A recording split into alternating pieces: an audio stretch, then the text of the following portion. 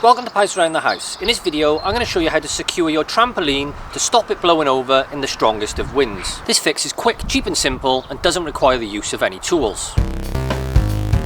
So this is it, just get yourself a few sandbags, a minimum of one per leg, just placing them in the centre of each leg. And as you may or may not be able to see, even with this wind, the trampoline is flexing all over the place, and with only 3 sandbags, the legs are staying put. If you want to add more weight, just add more sandbags, spacing them evenly across each leg. Approximately 25 kilograms a bag is a great way to quickly add weight. These bags are available in DIY stores or local builders merchants. Mine only cost £2 a bag, so 3 bags that cost me £6 for the lot. The great thing about sandbags is they can be used on any surface, whether it be grass, patio, concrete, as no permanent fixtures are required. And when you're done using the sandbags, you can just put them to one side to use for your other DIY projects. So if you found this video useful, then please give it a like and don't forget to subscribe to my channel and press the bell icon for regular notifications. I've been Pies Around the House. Ta-ta, farewell.